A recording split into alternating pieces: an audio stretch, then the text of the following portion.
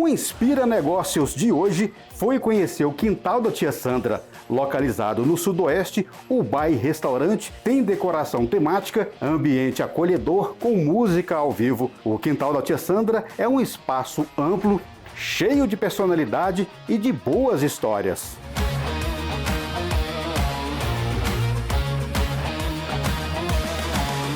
E um dos responsáveis pelas boas histórias aqui do quintal da tia Sandra é o Caio.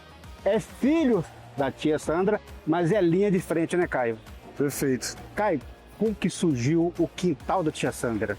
O quintal, o nome é porque minha mãe não gosta que seja chamada de tia Sandra, ela nunca gostou. Então meus amigos chamavam ela de tia, ela ficava extremamente chateada e brava.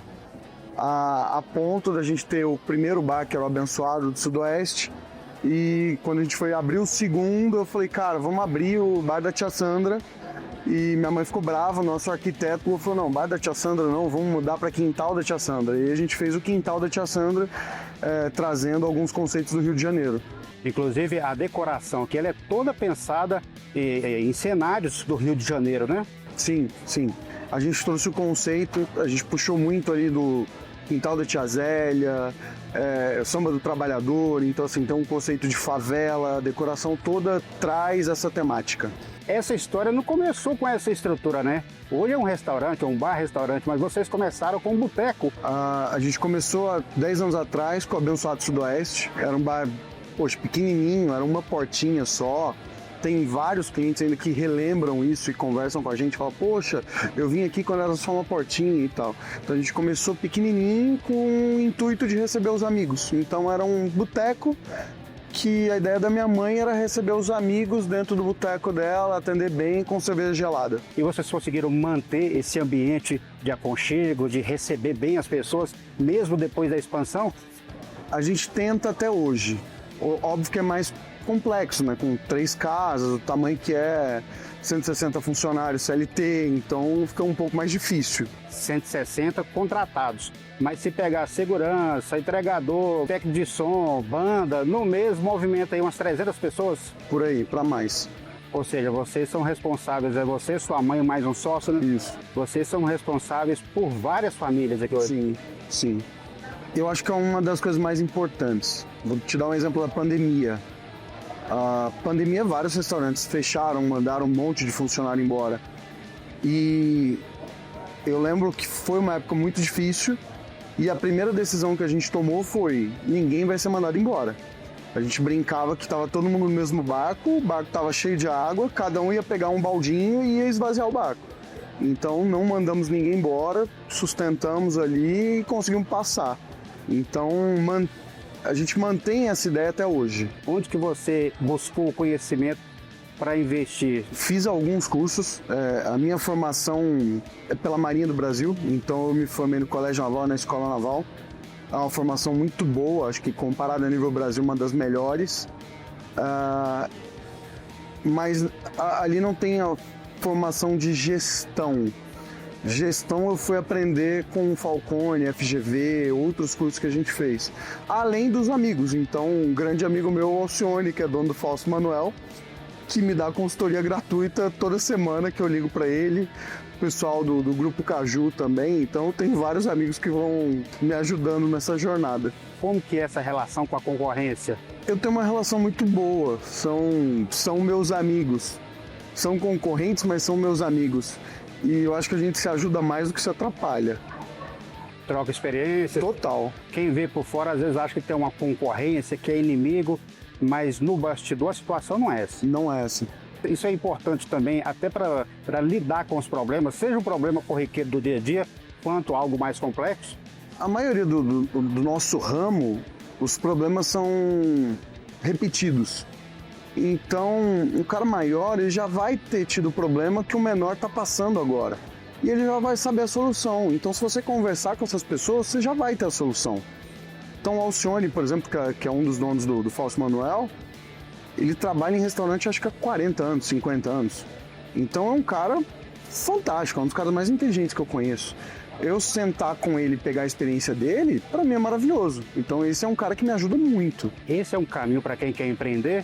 ao invés de ver seu concorrente como um desafio, um inimigo, uma barreira, ver ele como um aliado? Eu acho que tem espaço para todo mundo. Se você fizer o correto ali, por exemplo, no bar, que você falou, ter cerveja gelada, comida boa e atendimento bom. Se você tiver esse tripé, vai dar bom, vai dar certo. Então, o seu concorrente, ele deve ter isso também. Se ele não tiver, é erro dele. Mas se você for amigo do seu concorrente e ele te dá umas dicas, cara, isso é maravilhoso. Você vai antecipar o tempo de aprendizado, o que faz você crescer mais rápido. E, Caio, como é que é lidar com atendimento que todos os dias vocês abrem de segunda a segunda, né? Então você recebe vários tipos de pessoas aqui. Como que é essa lida aqui diária com o seu cliente? Hoje eu tenho eu tenho uma menor participação nisso. A gente em cada casa tem 3 gerentes, essa específica tem 4. Então eu não tenho mais tanto contato com o cliente final, eu tenho menos do que no começo. Mas o começo foi muito difícil, porque como é um bar, né, muitas vezes você lida com um cliente bêbado, isso daí, poxa, é complicado. É difícil você saber ter essa gerência. Hoje, os meus gerentes que fazem isso, então eles que suportam a maior carga. Mas existe um treinamento, um padrão de como lidar com os problemas aqui do dia a dia? Tem sim. A gente tem um POP, que é um procedimento operacional padrão de atendimento, de uniformização. Por exemplo, vou te dar um exemplo de uma coisa que acontece aqui.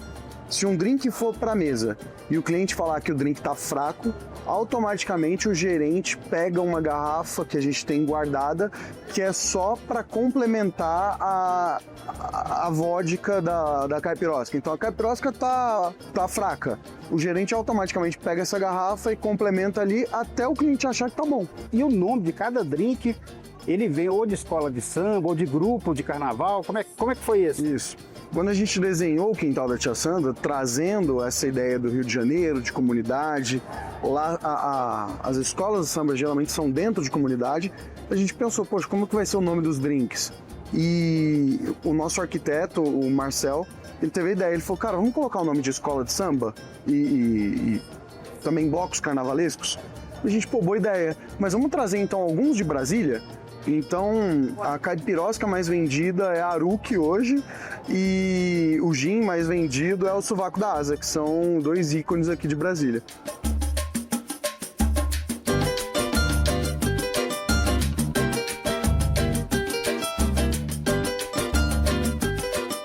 O nosso ramo de restaurante é difícil, porque você praticamente tem uma indústria onde você produz os alimentos e você tem o serviço que você atende ao público. Então, ele junta ali 2 coisas muito complicadas. E você hoje, quando setorizou? A gente percebeu que era mais fácil setorizar a empresa toda e cada setor ser responsável especificamente por uma coisa. Então, eu tenho um setor de controle, ali dentro eu tenho um guardião do CMV, que é um gerente de controle que ele fica olhando todas as compras, todas as fichas técnicas, as margens dos produtos, se está dentro ou não. Eu tenho uma parte de departamento pessoal que gere todas essas pessoas, então se está tendo rescisão, se não, folha de ponto, hora extra, tudo relacionado a pessoas.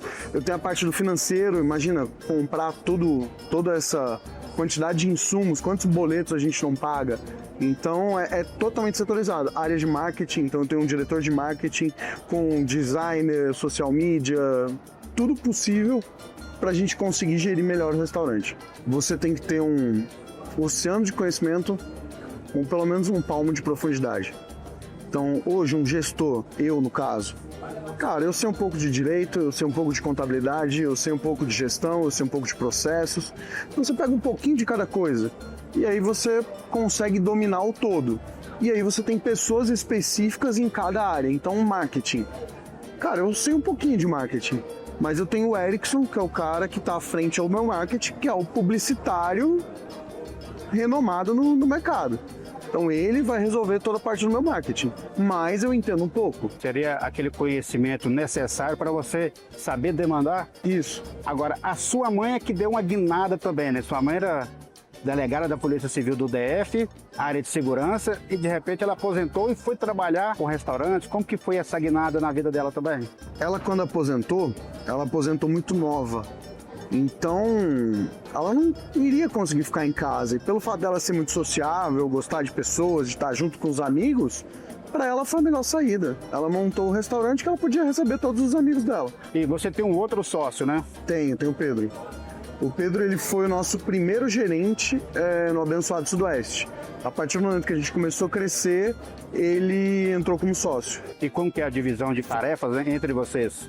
A gente é segmentado. A minha mãe fica um pouco mais fora, ela não trabalha tanto. Ela trabalha no que ela gosta. Então, por exemplo, uniforme. Ela gosta de ir lá e comprar uniforme do pessoal e tal, então ela faz isso. Parte de manutenção das casas, ela gosta de obra e tal, então ela que vai verificando a parte de manutenção. E o resto sou eu e o Pedro. Então, o Pedro, ele é mais operacional dentro das casas e eu sou mais administrativo financeiro.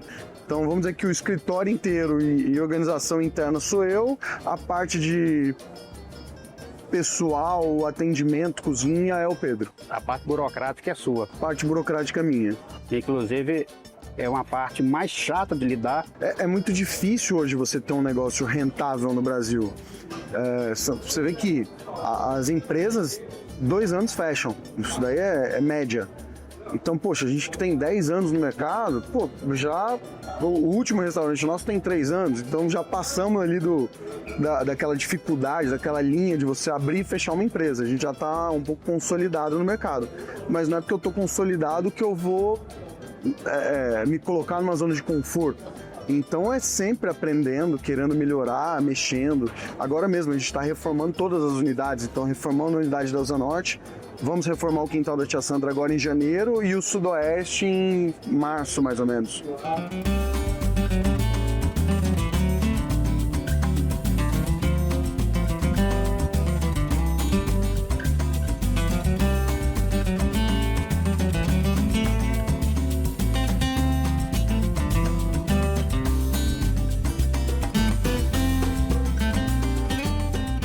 Você, além dos restaurantes, tem um histórico de empreendedorismo? Sim, meu pai é empresário. Desde quando eu sou pequeno, desde quando eu me conheço por gente, meu pai é empresário. Tem várias empresas, então eu trabalhei com ele desde pequeno. Comecei a trabalhar com 14 anos de idade nas empresas do meu pai e fui aprendendo. Você já teve empresa de pet shop? Tive. Você também já teve uma empresa de fornecimento de carne para restaurantes? A gente teve a Bendita Carnes Especiais, que eu fornecia carne porcionada para restaurante. Que é isso, para você entender? Hoje o estoque de um restaurante, você tem que gerir ele da melhor forma possível. Então, quando você compra uma peça, por exemplo, de picanha, você precisa transformar ela num estoque unitário para vender. Então, com uma peça de picanha, você faz, 3 bifes e um espetinho. Então, como ter o controle de estoque disso? É muito difícil se você não tiver uma produção bem organizada. E aí a minha empresa fazia o quê? Eu porcionava as carnes e te revendia já isso. Então o seu estoque virava unitário. É como se fosse uma Coca-Cola. Você compra uma unidade e vende uma unidade. O que foi muito ruim para algumas pessoas, principalmente no seu segmento, aquele período da pandemia, para você teve um momento positivo, né? Sim. Foi quando vocês compraram essa unidade aqui. Como que vocês trabalharam e como vocês ainda trabalham, né, para lidar com esses problemas, como foi a pandemia e para ter fluxo de caixa? Eu acho que o ponto mais importante que a gente segue à risca aqui é não misturar o CPF com o CNPJ. Então hoje a gente tem uma divisão das funções, mas a gente tem uma divisão nas contas. Então as nossas empresas a gente trabalha com caixa. Então o caixa sempre vai estar alto para que, se tivermos algum problema, a empresa consiga se pagar tranquilamente e não ser afetada. E aí, com isso, se você perguntar, Caio, e sua vida pessoal? Eu tenho 2 filhos hoje, eu tenho mulher, aluguel e tal. Se eu não achar que a empresa está com um caixa bom, eu não distribuo o dinheiro, eu não distribuo o lucro. E aí o meu pessoal, eu que me viro e resolvo isso daí. Isso é problema meu, do meu CPF, não da minha empresa. Então, quando você tem essa separação bem feita, você pode ter certeza que sua empresa vai longe. E você até brincou agora há pouco, né, que você Você pode até ser pobre, Eu sou pobre, mas a empresa tem que ser a rica. empresa é rica. Uma estrutura desse tamanho hoje, dá para funcionar sem tecnologia? Impossível.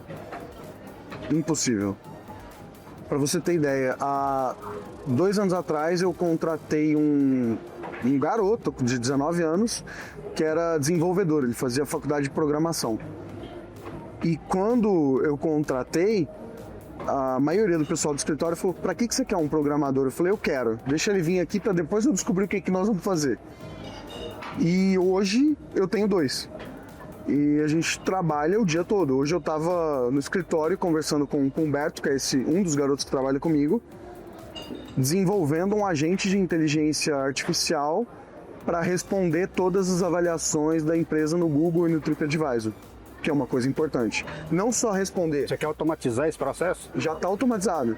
Então hoje deu certo, a gente já tem um robô respondendo o Google, só que ele não só responde, ele compila, né, todas as avaliações durante a semana e me manda o relatório toda segunda-feira falando: olha, você teve essas reclamações aqui ou esses elogios. Eu estou mais preocupado com reclamação, elogio eu não me preocupo. Então, qual que é a minha reclamação? É isso que eu tenho que resolver. Isso é uma atenção necessária? Total. Por exemplo, se durante a semana 3 clientes vieram aqui e falaram que meu banheiro estava sujo, o meu processo de limpeza do banheiro está errado, eu tenho que mudar. E eu vou lá, vou entrar dentro do banheiro, vou resolver o que tiver errado ali. E você entende que é um feedback de fora? É um cliente meu que está vindo aqui falando que isso está errado. Se ele falar: a comida demorou, eu vou pegar e vou analisar qual que é a anomalia disso. É pouco comim para levar a comida na mesa? É o meu elevador que minha cozinha é no 2º andar aqui, será que é o elevador que está quebrado? Será que a cozinha aqui não está organizada da maneira correta? O fluxo dela? Será que faltou produto, o cara teve que produzir na hora? Então, assim, tem várias coisas que podem estar errado por conta da cozinha estar atrasando. Então, o meu cliente vai falar que está atrasado. Beleza, eu vou descobrir o que está errado aqui dentro e vou corrigir. Você ajustando isso aí, você vai evitar uma série de críticas, né? Sim. Ó, vou te contar um problema que a gente teve com o frango a passarinho.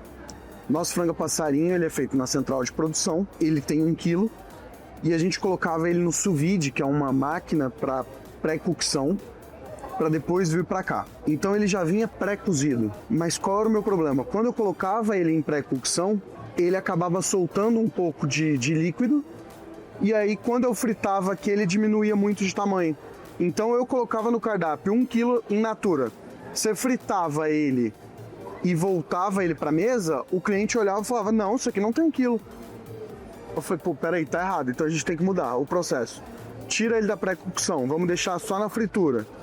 Mas se for só na fritura, como que tem que ser a armazenagem dele? Tem que ser... dentro da nossa central de produção eu tenho um ultracongelador. A gente vai ultracongelar e vai jogar para um freezer congelado e vai fritar ele? Não, não pode. Então você tem que tirar ele do congelado, colocar no resfriado e manter. Só que ele está embalado a vácuo, ele só dura 5 dias no resfriado. Senão ele perde qualidade. Então você tem que ter uma quantidade de itens dentro do refrigerador para que dure menos de 5 dias para você não estragar. E aí você tem que ter um tempo de cocção, um tempo de fritura dele. Então a gente tem um relógio dentro da cozinha que o funcionário, quando vai fritar o frango, ele tem que apertar lá e é 3 minutos. Acabou. Então o meu frango resfriado é 3 minutos de fritura e vai para a mesa, não tem problema. Só que você imagina para descobrir todas essas anomalias, você conseguir corrigir e criar um processo para que todo mundo siga.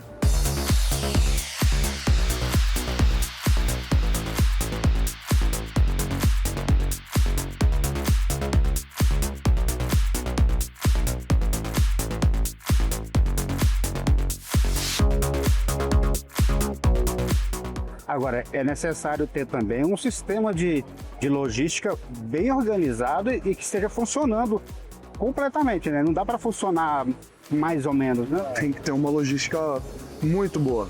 E foi uma coisa que a gente foi aprendendo por ter 3 restaurantes. Com tempo, são 10 anos, né? Então, 11 agora. E como é que é você chegar no restaurante, ver a casa cheia e ver a satisfação ali do seu cliente? É o sentimento de dever cumprido, sabe? Eu acho que é uma das coisas mais legais. Hoje, o que eu gosto, o que me faz feliz, é quando eu consigo planejar alguma coisa e executar. Então eu executei, deu certo, cara, é o que me deixa feliz hoje. É o legal. Eu gosto muito também de feedback de pessoas. Então, eu tenho um caso que foi muito bacana com a gente, que foi um... Hoje ele não é mais funcionário nosso, ele pediu pra sair, mas ele ficou comigo uns 7 anos. E a história dele é muito bacana. Eu tava precisando de garçom, eu tava desesperado atrás de garçom. E eu tava saindo da Feira do Paraguai, que eu fui comprar um aparelhinho pra ligar na TV. E ele tava vendendo água de coco na rua. E eu chamei esse cara e falei, vem cá, eu tô precisando de garçom, quer vir trabalhar comigo? E ele meio que, não sei. Falei, cara, vamos. E levei esse cara. E ele começou como comigo. Ele desistiu no segundo dia. E eu fui buscar ele de novo. Eu falei, cara, você foi super bem, volta. E ele voltou, ficou de comigo 1 ano, 2 anos, virou garçom. Ficou um bom tempo no Abençoado Sudoeste, depois veio ser garçom aqui. E ele fala muito pouco. E ele veio falar comigo 3 vezes. A primeira foi, chefe, comprei uma moto. Geralmente quando as pessoas vêm falar comigo, chefe, quero falar com você, é algum problema. E quando ele falou, chefe, quero falar com você, eu falei, o que foi? Já com medo. E ele, não, vim te contar que eu comprei minha moto. Eu falei, cara, que massa. Aí quando ele veio a segunda vez, eu falei, alguma coisa. Ele falou, comprei meu carro. Eu falei, cara, top. E quando ele veio a terceira, eu falei, ele trocou de carro. E ele falou, comprei meu apartamento. Então, é uma história que eu falo, pô, isso não tem preço, cara. Isso é muito bacana. E aí a 4ª vez que ele falou comigo, eu falei, porra, o que foi? Você comprou a casa agora? E aí ele falou, não, chefe, eu preciso pedir conta. Eu falei, porra, mas tá doido? O que foi? E aí ele falou, eu virei corretor de imóveis no Goiás e eu tô vendendo apartamento pra caramba e, poxa, às vezes eu vendo um apartamento lá e eu já ganho o salário que eu ganho aqui, então eu preciso ir embora, porque lá eu vou ganhar mais. E, pô, hoje ele tem um carro legal pra caramba, ele tem acho que 2 ou 3 apartamentos, e é um cara que em 10 anos saiu de vender água de coco no sinal pra virar, cara, um corretor de imóveis foda, muito bem colocado. Pô, qual que é a gratidão que eu tenho com esse cara? É muito, pô. E teve uns 6 meses atrás ele veio aqui fazer uma comemoração e, pô, eu falei, cara, senta aí, vamos jantar junto e tal. Então, isso não tem preço. Como que você faz com os colaboradores? Tem alguns ramos que reclamam muito que falta pessoas. Hoje o maior problema dos restaurantes é contratação. Eu sou diretor da Brasel hoje, sou do conselho. E eu vejo a dificuldade das empresas em contratar. É muito difícil. Então, eu percebendo isso há 1 ano atrás, até um pouco mais, eu falei, eu preciso resolver esse gargalo. Então a gente desenvolveu um processo de contratação. Para você ter ideia, eu tenho hoje uma estagiária que fica a tarde toda ligando para currículos e chamando essas pessoas para fazer teste. E mesmo assim, eu ainda tenho vaga em aberto nos meus restaurantes. Menos do que a maioria, mas tenho. Então hoje você fala assim, você aceita alguém sem treinamento? Se passar na minha porta e quiser trabalhar, vem para dentro que eu resolvo. Aqui a gente ensina. O critério principal é querer trabalhar. Tem um amigo meu que ele fala o seguinte, qual é o TPQL dessa pessoa? E TPQL significa ter pelo que lutar. Esse cara tem 2 filhos? Tem. Esposa? Tem. Tem que pagar o aluguel? Tem. Irmão, coloca esse cara pra dentro que ele vai trabalhar muito. Por quê? Porque ele precisa, ele quer crescer, ele quer voar. Agora, você pegar às vezes um garoto que não quer nada com nada, esquece. Pode mandar embora que você só vai ter trabalho. O que diferencia uma pessoa que consegue daquela que não consegue algo é o querer, né? Querer, resiliência, esperar o tempo certo. Quantos garçons eu não vejo que fica aqui, sei lá, 6 meses e aí ele recebe uma proposta para ser garçom numa outra casa para ganhar R$100 a mais, ele vai. Só que, poxa, se esse cara ficasse aqui mais um tempo e quisesse, estudasse, ele ia virar gerente e ia ganhar muito mais. Então dá tempo ao tempo, sabe? Espera, fica, seja firme. Não dá para ser imediatista, né? Em nenhum segmento ninguém vai entrar e vai virar gerente, vai virar supervisor de uma semana para outra, né? Eu sou fã do longo prazo, então assim, para mim o que eu tenho que fazer para ganhar mais lá na frente? É isso? Vamos lá. É o que eu vou fazer. É a minha escolha. Caio, muito obrigado pela história. Muito obrigado, viu?